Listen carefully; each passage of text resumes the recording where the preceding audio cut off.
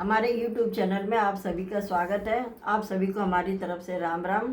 पिछले वीडियो में हमने 245 दोहे पूरे पढ़ चुके थे और जो अब इस वीडियो हम आगे के 5 दोहे पढ़ने वाले हैं, तो आप सभी हमारे साथ जुड़े रहिए और सुनते रहिए।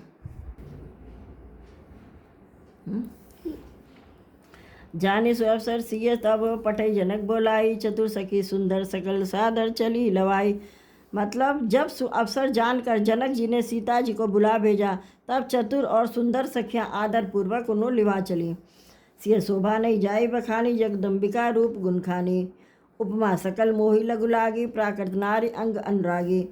इसका मतलब है रूप और गुणों की खान जग जननी जानकी जी की शोभा का वर्णन नहीं हो सकता है। उनके लिए मुझे काव्य की सब उपमाएं तुच्छ लगती है, क्योंकि वे लौकिक स्त्रियों के अंगों से अनुराग रखने वाली, अर्थात वो जगत की स्त्रियों के अंगों को दी जाती हैं। काव्य की उपमाएं सब त्रिगुणात्मक माइक जगत से ली गई हैं। उन्हें भगवान की स्वरूपा शक्ति श्री जानकी जी के अप्राकृत चिन्मय अंगों के लिए प्रयुक्त करना, उनका अपमान करना और अपने को उपहासास्पद बनाना है। से भन्नई ते उपमा दे को कहाई को कभी कहाई अजस को ले, जो पटतरिय तीय समसिया जग असजुवत कहा कमनिया। इसका मतलब है सीता जी के वर्णन में उन्हीं उपमाओं को देखकर कौन को कवि कहलाए और अपयस का भागी बने। अर्थात सीता जी के लिए उन उपमाओं का प्रयोग करना सुकवि के पद से च्युत होना है, अब कीर्ति मोल लेना है। कोई भी सुकवि ऐसी नादानी एवं अनुचित कार्य नहीं करेगा। यदि किसी स्त्री के साथ सीता जी की तुलना की जाए तो जगत में ऐसी सुंदर युवती है ही कहाँ जिसकी उपमा दी जाए। गिरा मुखर्तन अरद भवानी अति दुखित अतनुपति जानी, बिस्बारुनि बंधु प्रिय जेही कही रमा सम किमि वैदेही। अर्थात पृथ्वी की स्त्रियों की तो बात ही क्या है, देवताओं की स्त्रियों को भी यदि देखा जाए तो हमारी अपेक्षा कहीं अधिक दिव्य और सुंदर है। तो उनमें सरस्वती तो बोलने वाली है, पार्वती अर्धांगिनी है, अर्थात अर्ध नारी नटेश्वर के रूप में उनका आधा अंग ही स्त्री का है, शेष आधा अंग पुरुष शिव जी का है। कामदेव रति स्त्री रति पति को बिना शरीर का अनंग जानकर बहुत दुखी रहती है, जिनके विष मद और जैसे समुद्र से उत्पन्न होने के नाते प्रिय भाई है, उन लक्ष्मी जी के समान तो जानकी जी को कहा ही कैसे जाए। जो छप सुधा पयोनिधि होई, परम रूप में कच्छप सोई, शोभा रज मंदरु सिंगारू मथे पानी पंकज निजमारू। अर्थात जिन लक्ष्मी जी की बात ऊपर कही गई वे निकली थी खारे समुद्र से, जिसको मथने के लिए भगवान ने अति कर्कश पीठ वाले कच्छ का रूप धारण किया था। रस्सी बनाई गई थी महान विषधर बास्कु नाग की। मथानी का कार्य किया था अक्षय कठोर मंदराचल पर्वत ने, और उसे मथा सारे देवताओं और दैत्यों ने मिलकर। जिन लक्ष्मी को अक्षय शोभा की खान और अनुपम सुंदरी कहते हैं, उनको प्रकट करने में हेतु बने थे ये असुंदर और स्वाभाविक ही कठोर उपकरण। ऐसे उपकरणों से प्रकट हुई लक्ष्मी श्री जानकी जी की समता को कैसे पा सकती है। हाँ, इसके विपरीत यदि छवि रूपी अमृत का समुद्र हो तो परम रूप में कच्छप हो, शोभा रूपी रस्सी हो, श्रृंगार रस पर्वत हो, और उस छवि के समुद्र को स्वयं कामदेव अपने ही कर कमल से मथे। ऐभिध उपजे लच्छी जब सुंदरता सुखमूल, तदव सकोच समेत कभी कहीं सिय समतूल। अर्थात इस प्रकार का संयोग होने से जब सुंदरता और सुख की मूल लक्ष्मी उत्पन्न हो तो भी कभी लोग उसे बहुत संकोच के साथ सीता जी के समान कहेंगे। जिस सुंदरता के समुद्र को कामदेव मतेगा वह सुंदरता भी प्राकृत लौकिक सुंदरता ही होगी, क्योंकि कामदेव स्वयं भी त्रिगुणमयी प्रकृति का ही विकार है। अतः उसकी सुंदरता को मत कर प्रकट की हुई लक्ष्मी भी उपर्युक्त लक्ष्मी जी की अपेक्षा कहीं अधिक सुंदर है, दिव्य होने पर भी होगी। जिस सुंदरता से जानकी जी का परम दिव्य विग्रह बना वह सुंदरता उपर्युक्त सुंदरता से भिन्न अप्रकार प्राकृतक है। वस्तुतः लक्ष्मी जी का अप्राकृत रूप भी यही है। वह कामदेव के मतरे में नहीं आ सकती हैं और वह जानकी जी का रूप ही है, अतः उससे भिन्न नहीं, और उपमा दी जाती है भिन्न वस्तु के साथ। इसके अतिरिक्त जानकी जी प्रकट हुई हैं और स्वयं अपनी महिमा से उन्हें प्रकट करने के लिए किसी भिन्न उपकरण की अपेक्षा नहीं है। अर्थात शक्तिमान से अभिन्न अद्वैत तत्व हैं, अतमेय अनुपमेय है। यही गुण दार्शनिक तत्व भक्त शिरोमणि कवि ने इस अभूतोप माल अलंकार के द्वारा बड़ी सुंदरता से व्यक्त किया है। चली संगल सखी सयानी, गावत गीत मनोहर वाणी, सो नवलतन सुंदर नारी, जगत जननी अतुलित छवि भारी। यानी सयानी सखियाँ सीता जी को साथ लेकर मनोहर वाणी से गीत गाती हुई चली। सीता जी के नवल शरीर पर सुंदर साड़ी शोभित है, सुशोभित है। जगजननी की महान छवि अतुलनीय है। भूषण सकल सुरेश सुनाए, अंग अंग रचि सखिन बनाए। रंगभूमि जब सिय पगुधारी, देख रूप मोहे नर नारी। अर्थात सब आभूषण अपनी अपनी जगह पर सुशोभित है, जिन्हें सखियों ने अंग अंग भली भांत सजाकर पहनाया है। जब सीता जी ने रंगभूमि में पैर रखा, तब उनका दिव्य रूप देखकर स्त्री पुरुष सभी मोहित हो गए। हरस सुरन दुंदुभी बजाई, बरस प्रसून अप्सरा गाई। पानी सरोज जो सोह जय माला, अब चटचित सकल भुआला। अर्थात देवताओं ने हर्षित होकर नगाड़े बजाए और पुष्प बरसाकर अप्सराएं गाने लगी। सीता जी के कर कमलों में जयमाला सुशोभित है। सब राजा चकित होकर अचानक उनकी ओर देखने लगे। से चकित चित्त रामई चाहा, भय मोहबत सब नर नाहा। मुन समीप देखे दो भाई, लगे ललक लोचन नित पाई। मतलब सीता जी चकित चित्त से राम जी को देखने लगी। जब सब राजा लोग मोह के बस में हो गए, सीता जी ने मुनि के पास बैठे हुए दोनों भाइयों को देखा। उनके नेत्र अपना खजाना पाकर ललचा कर वहीं श्री रामचंद्र जी में जा लगे, यानी स्थिर हो गए।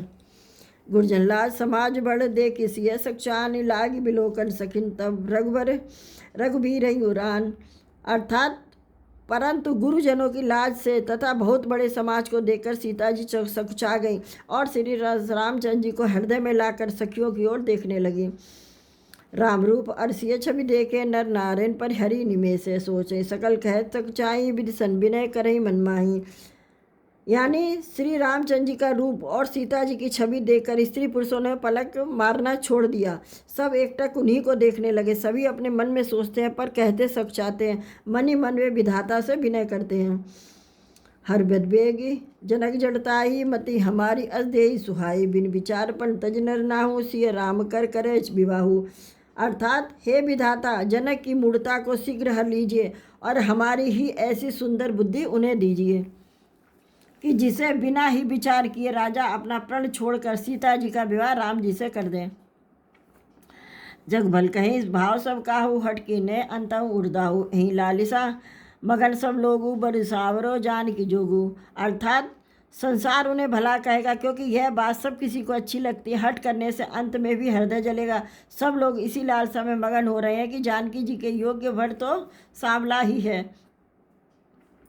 तब बंदी जन जनक बुलाए, बिरदावली कहत चली आए। कह नब जाए कहूँ पन मोरा, चले भाटिय हरस न थोरा। यानी जब राजा जनक ने बंदी जनों यानी भाटों को बुलाया, वे बिरदावली वंश की कीर्ति गाते हुए चले आए। राजा ने कहा, जाकर मेरा प्रण सबसे कहो। भाट चले, उनके हृदय में कम आनंद न था।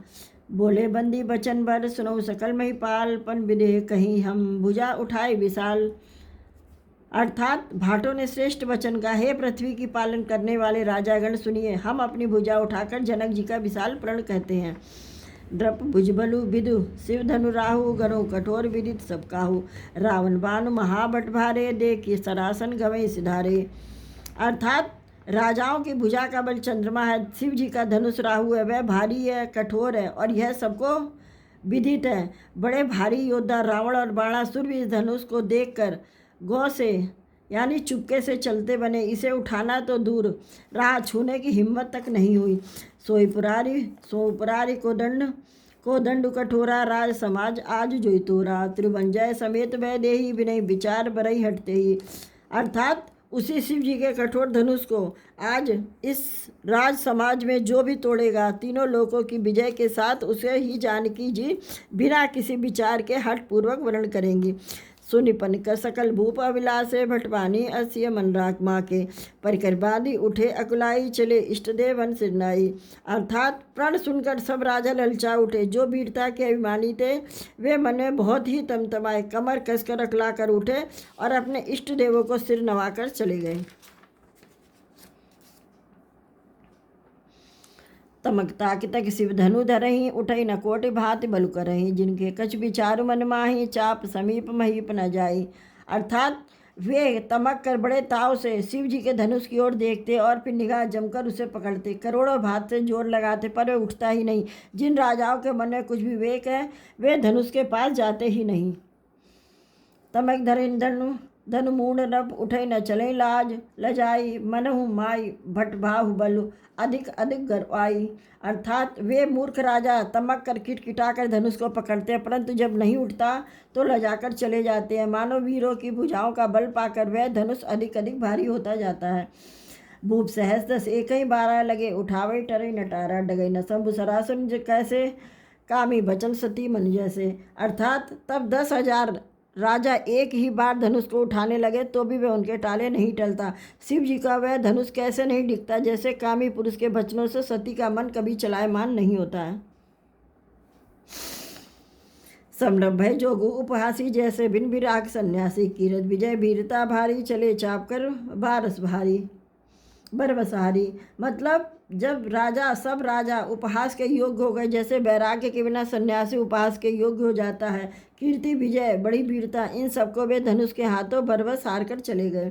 श्रीहित भय हारिये राजा बैठे, निज निज जाई समाजन। पर बिलोक जनक अकुलाने, बोले बचन रोष जनुसाने। अर्थात राजा लोग हृदय से हार कर श्रीहीन हतप्रभ हो गए और अपने अपने समाज में जा बैठे। राजाओं को असफल देखकर जनक अकुला उठे और ऐसे वचन बोले कि मानो क्रोध में सने हुए थे। दीप दीप के भूपति नाना, आए सुनी हम जो पंठाना। देव धनुष धरि मनुष्य शरीरा, विपुल वीर आए रणधीरा। मतलब मैंने जो प्रण ठाना था उसे सुनकर दीप दीप के अनेकों राजाएं, देवता और दैत्य भी मनुष्य शरीर धारण करके आए तथा और भी बहुत से रणवीर आए। नीचे इस वीडियो में हमारे 5 दोहे हमने पूरे पढ़ लिए, यानी कि हमारे 250 दोहे रामचरितमानस के पूरे हो गए हैं। और जो इसके आगे के दोहे हैं वो हम अगले वीडियो में पढ़ेंगे। तब तक के लिए आप सभी को राम राम। हमारी तरफ से चैनल सबसे आप सभी को हमारी तरफ से राम राम, और हमारे चैनल को सब्सक्राइब जरूर कीजिए। तो चलिए अब मिलते हैं अगले वीडियो में।